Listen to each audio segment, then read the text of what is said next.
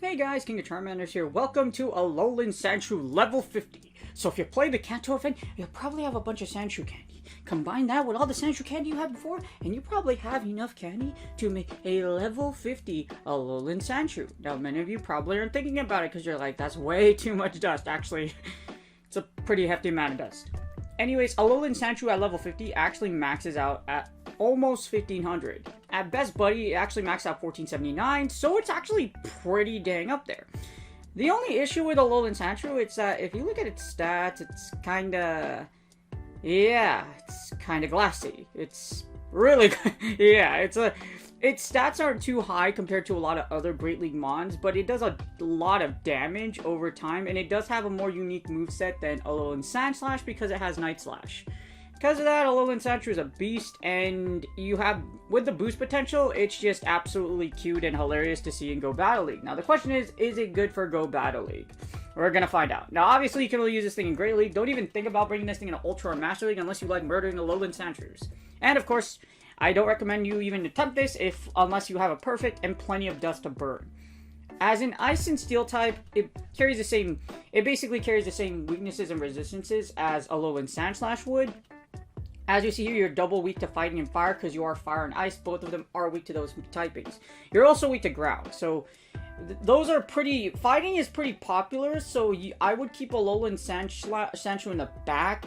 Yeah, I would keep it in the back. If you're going to use this Pokemon, I would keep it in the back just to keep it safe. Just because if your opponent does have a fighting type and you don't have shields down or you can't nuke it with Alolan Sandslash's Sandshrew's moves, it's going to really suck for you. Now, the reason why it's really good, other than the fact that it's like it's level 50, is you have a ton of resistances. You resist all the fairies, you resist all the Dragon Breath users, you double resist ice, and you double resist poison. So it's really good. The ice archetype is popular in Go Battle League, so if you get the mirror ice match, 9 times out of 10, you're the one that's gonna win. So that's what makes Alolan Sandshrew really good.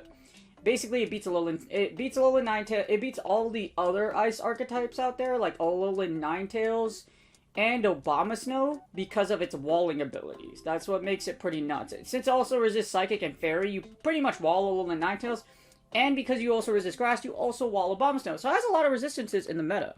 That's what makes it really interesting.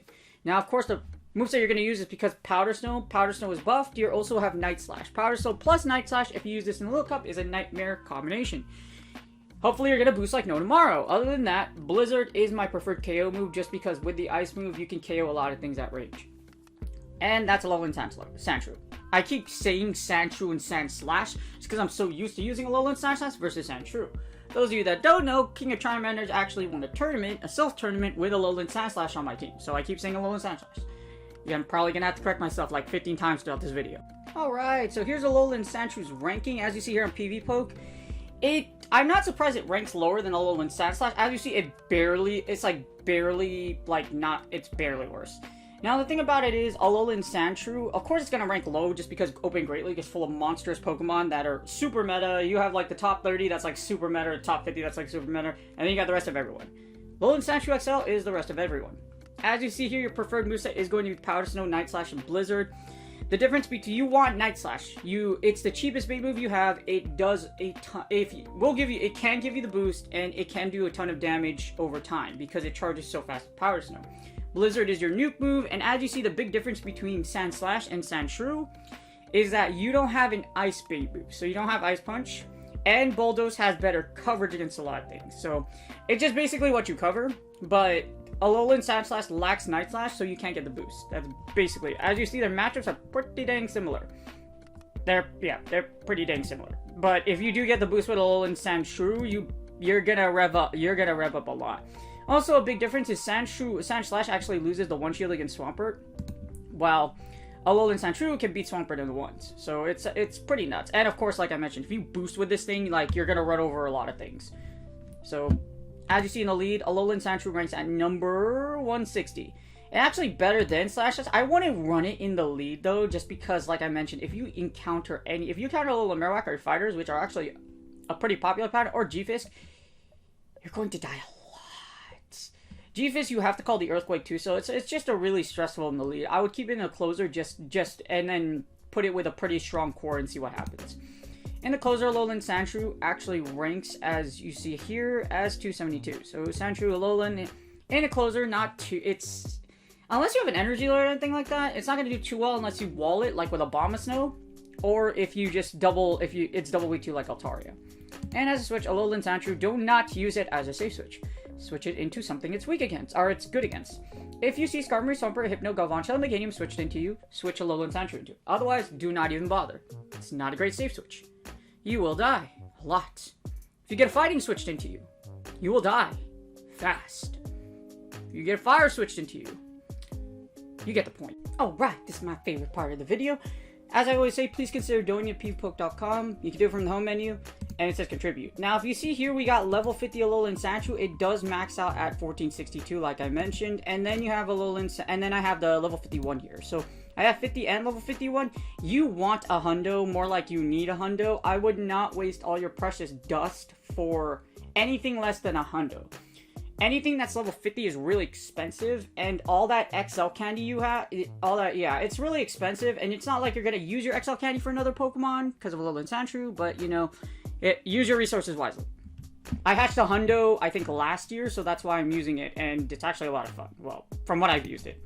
So as you see here, we got the Great League meta to the right.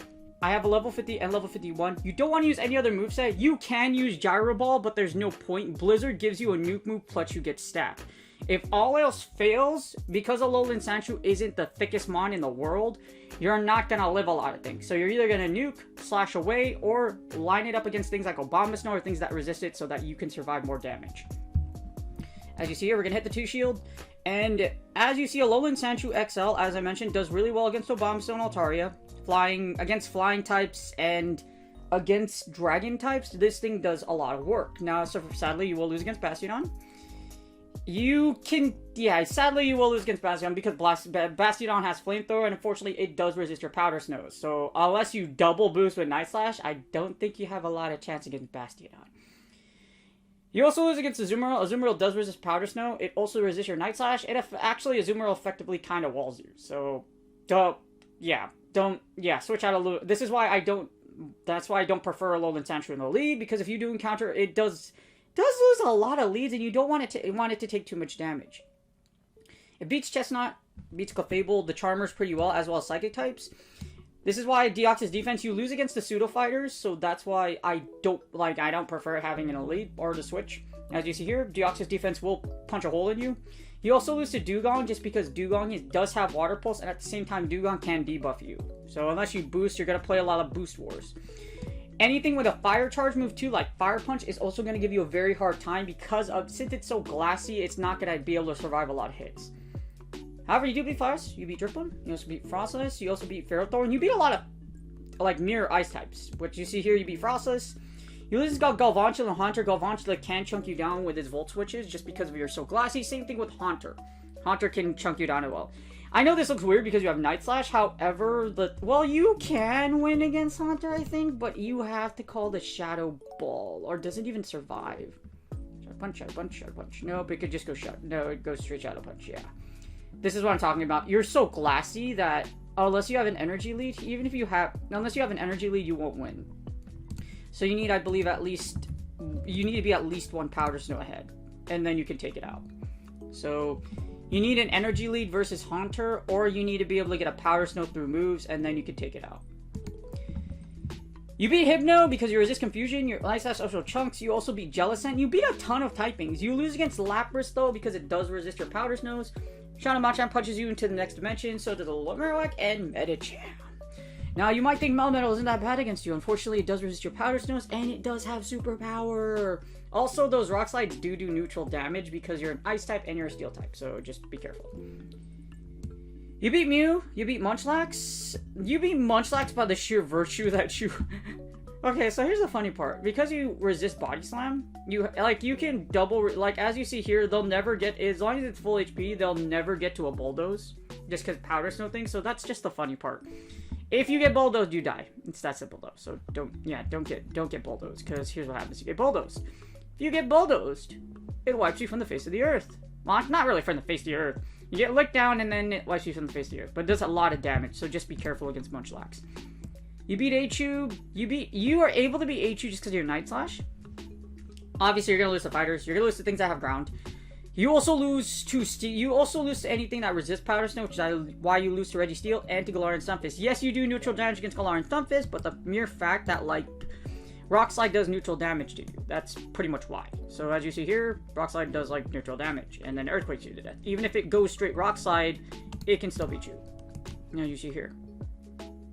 Oh, you actually know. If it goes straight Rocks, well, you have to double bait. Yeah, you have to double bait. They can shield your Blizzard, unless you Blizzard through shields. Yeah, they could shield your Blizzard, because this isn't, as you see here, like, this isn't gonna... Night Slash isn't gonna do a lot of damage. You have to double bait, so it's a baity matchup. As you see, you beat Skarmory, you beat regular Stunfisk, but you don't beat G-Fisk. You lose against fighters, of course. You're also gonna lose against things that are really thick, like Umbreon, so just keep that in mind. You beat Grass types, you beat Shadow Victory Bell. It's always nice to beat Shadow Victory Bell. Wigglytuff and Zweilous. So Dragons, you beat Fairies pretty convincingly as well because you resist those charms. And even though you do have Night Slash, like, you could just rev up Night Slash and just beat the crap out of the Fairy. That, or you can choose to nuke them. Either way. It's up to you. As you see in the 2 shield, 50 and 51 doesn't have much of a difference at all. Yeah, there's not too much. Yeah, there's not much of a difference at all between 50 and 51 in a 2 shield. Now in the 1 shield, as you see here, in the 1 shield, you can do this. So in the 1 shield, as you see here, 1 shield things get a little more dicier. Chestnut will superpower you, but basically anything that could double up on fighting is probably going to kill you. That's why Chestnut beats you. You basically lose and beat generally the same things. You drop the Drifblim matchup just because Shadow Ball will yeet you. If you do call the Icy Wind, though, this is assuming that you're baited by Icy Wind. So if you do shield the Shadow Ball, because you can tank Icy Winds. Because Icy Wind will only do 16 damage. So you can tank Ice moves really well. As you see here, you have to call it, though. You have to call the bait. So just make sure you don't get Shadow Balled. As you see, you beat Ferrothor and you beat Galvantula. This is where you'll beat Haunter, though, in the 1 shield. As you see here, you start beating a few things. You beat Galvantula in the 1 shield as well. You can just go straight Night Slash. Bing, bing. Because it can live through a Shadow Punch. It's just because see, it does a lot of damage. That's what makes Sandshrew, like, Alolan Sandshrew, the XL Sandshrew, like, pretty dang good. If you see here, its stats are pretty dang high in Great League. But, like, the glassiness is what I mentioned. It doesn't really have high defense or stamina, so. As you see here, you have to Night Slash bait, and then you Blizzard. I don't think you can go, but if you're in even scenarios, you just have to block 1. You can eat a Discharge. You resist Lunge, so if they do lunge you, it's gonna suck, but you can Blizzard them in the end. You beat Hypno. You don't beat Jellicent Jellicent's, that's a bait dependent matchup. Again, watch the Shadow Ball. Beat Manibuzz, Mantine. Again, same losses, same wins, pretty much the same as last time. So there's a few things that you can flip. Primarily, it's Golv and Haunter, but other than that, you're good. And as you see, level 51 and 50 does not affect the 1 shield much at all. And now the no shield. Our favorite scenario to be in. You don't have shields for your little Alolan Sandshrew, so what happens? You actually don't drop a lot of matchups, surprisingly. So you beat pretty much the same things, and you'll lose against Shadow Hypno just because it has Fire Punch. But if Hypno doesn't have Fire Punch, you're sailing. Well, you're gonna get Shadow Ball, so it's gonna suck. But as you see here, you pretty much lose and win against the same things. You'll convincingly lose against things that can eat you. For example, like Mew does heavy damage, Munchlax can bulldoze you. So if it does have something, and if it does have a really big nuke move, you're pretty much gonna die. So it doesn't really matter. But as you see, Zero Shield, very similar to the other scenarios. That's what makes Alolan Sandshrew kind of, it's not that hard to use, honestly. Just because, if you see in all shield scenarios, you win against what you win against, you lose against what you lose against. The only big difference is the closer. So this is the big difference is the closer. Because like I mentioned, things that nuke you will pretty much it'll probably kill you. Actually, you will die. Most likely you will die. Especially if they have an Energy League. As you see here in the 1-0s, if you have shield advantage right here in the 1-0s, you still lose against Azumarill and Bastiodon, as well as the Oxus defense. You can beat some fighters, but, well, not really, to be honest with you. It's still really, for example, you can beat Obstagoon. So you can beat Obstagoon in the 1-0s because you can Blizzard it to death. But it's still not a very comfortable matchup. Avoid fighters as much as you plausibly can. 2-0s, this is a great scenario. But as you see here in the 2-0s, you still lose against some Pokemon. You can still get countered down by things like Deoxys defense, Shadow Champ, or they'll burn you down with the Marowak. So basically, double weak fast moves can still take you out even though you have 2 shields. Other than that, you beat the rest of the meta. As you see, break and bulk points don't really matter too much in this scenario. You're going to use a perfect. So in any case, like as you see here, break and bulk points, there is a bulk point with like a few Pokemon, but there aren't really a lot of bulk points. Anyways, I'll go over that in a number. So as you see here, in the 2-1s where you have shield advantage, things don't change much. It's pretty much the same thing. You can beat Azu though, but you have to, I think for Azu, you have to still bait. I think you can, well, yeah, you have to hit a Blizzard, but if you boost with Night Slash, you can still take this match. But as you see, it could just go straight Ice Beam and Azu just still ends your life for the most part. So you have to be careful. Bastiodon and other fighters will still beat you. You still lose against Dugong as well. So see, very big advantage, but you drop a lot of matchups like Umbreon. You drop Lapras as well, not having them in the 0. So you do drop like 1 or 2 matchups. 2-0s and 1-0s are basically very similar.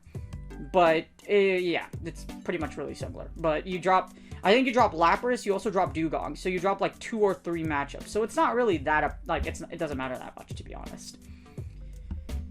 Now, if you do happen to, as you see here, if you do happen to, well, no, that's still the same thing. Never mind. So what I'm talking about is level 50. If you do happen to have a level 51, it still doesn't matter. So as you see, against the entire Great League meta, 50 and 51 doesn't matter. A 50 will perform just as well as a level 51, unless you're in a 1 HP in a dream matchup or scenario, something like that. All right, so break-in bulk points. So for Alolan Sandshrew, it doesn't. Like I mentioned before, it only really matters if it's it only really matters if it's a 1 HP in a dream matchup, and the ones that you have break and bulk points against, as you see here, well, the break point in general is going to be Drifblim and Venusaur. So Drifblim and Venusaur, as you see here, you do have a break and bulk. You do have a break point for both of them. Again, Venusaur is a little, well, both of them are kind of like not popular. They're uncommon, I would say, but they don't really matter in the long run. You'll still beat them. At level 50, at 50 and 51, well, 51 you do. At 50 it does, like at 50 it doesn't matter.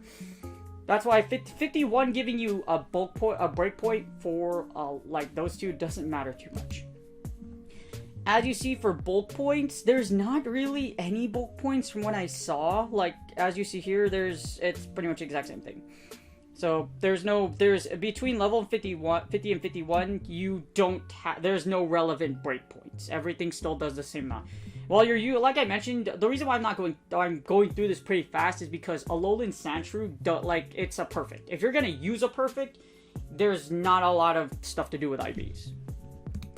And as far as attack goes, the attack stat against support, yeah, this is I'll go over this later, but like against CMP, you're not gonna win CMP, okay? You're not gonna win. Like this is basically against like CMP, so you can analyze charge move tie. So this will allow you to do CMP.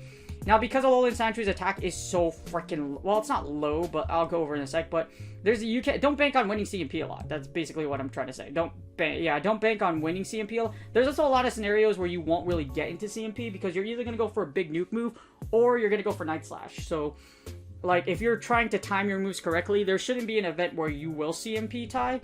You do win CMP against a lot, like, you win against, like, don't get me wrong, you win against a lot of things because Alolan Sandshrews attack's pretty high, like Mandibuzz, Mantine, etc. However, things like, there is some, like, Mew, Sableye, Swampert, some things with, like, decent attack. Its breakpoints are very different.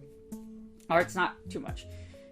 It's not really, yeah, it's not gonna be too, like, dependent, because you won't, like, if you time your moves right, there's not going to be a lot of opportunities where you will CMP with Alolan Sandshrew. At least it really depends on how the battle goes. Last but not least, the difference between Alolan Sandshrew and Alolan Sandslash. If you look at the stats over here, Alolan Sandslash does have a higher defense, so it's bulkier than Alolan Sandshrew. That's why Alolan Sandslash, in a sense, is better, stat-wise, statistics-wise. But this is assuming, like, advanced IVs. If you go for maximum level, as you see here, let's assume max IVs. So let's assume max IVs at level 40. So if you see max IVs, much better than Alolan Sandshrew. So if you have an Alolan Sandslash that has really great IVs, as you see here, well, even in general, its defense is what makes or breaks it. Although, even if you have a level 51, as you see here, not much of a difference. You get a whole attack point and a whole stamina point, which can matter in some scenarios, but compared to Alolan Sandslash, the big difference between stat-wise is Sandslash has more defense. So it'll tank more moves. That doesn't mean you're gonna live a whole bunch of fire spins or counters. So Alolan, that's one big difference. The second big difference is your moveset. So the moveset that Alolan Sandslash has versus Alolan Sandshrew, it has everything Sandshrew has except for Night Slash, but it also has Bulldoze. Ground moves cover ground moves are great coverage. With Bulldoze, Alolan Sandslash can beat Bastiodon. Unfortunately, you cannot. So there's some differences, but like as you see here, if you're gonna decide which one to use, and you really, for some reason, you love Alolan Sandshrew or use Alolan Sandslash. It's cheaper, it doesn't require you to use as many resources, and it's been out a lot more. You use way less resources to build an Alolan Sandslash than you would an Alolan Sandshrew. But then again, that's just the big difference. If you are this is an Alolan Sandshrew video. If you have one, you want to use it, it's not gonna lie, it's gonna be a lot of fun. As far as it being really dominant, not really. I give it a 7, as you see, 7 out of 10. You get the boost, you deal heavy damage against, and you have a great resistance wall against other ice types. Your ice matchups against things like Alolan Ninetales, no matter if it has Charmer or Powder Snow, is really good. And that's what makes it look. I would argue that Alolan Sandshrew is probably it's probably like one of the premier ice types, just because of like its ability to beat the mirrors. But because of your double weakness to fighters and to fire types, it's the glassiest ice type in the game. So mirror match against ice type is great, but it's very glassy. As you see, this is Alolan Sandshrew, this is a Azumarill. And big difference, huh? Big difference in the defense and stamina stat. A whole big difference. It's huge. It's a huge difference. So because of its glassiness, Alolan Sandshrew will fall to a lot of things because of the double weakness and its popularity. That's why you don't see a lot of Alolan Sandslash running around. It's just too much of a liability. And in this current day meta, fighters are a lot more popular. Alolan Marowak is like everywhere, so that's why you want to run Alolan Sandshrew in the back. It's a great closer, and it can wall things, but that's pretty much it. I hope you guys enjoyed this video. If you like it, please like and subscribe. I will be doing more level 50 stuff in the future, depending on if it's relevant or not. And good luck on your Go Battle League sets. If you haven't made Legend yet, today and tomorrow I believe is the last. Today and tomorrow from this video is your last days to get Legend for Season 6. So if you do not have it now, good luck. I hope you get it, or you're close, or you'll make the finish line today or tomorrow. Good luck on your sets, and I will see you on the next video.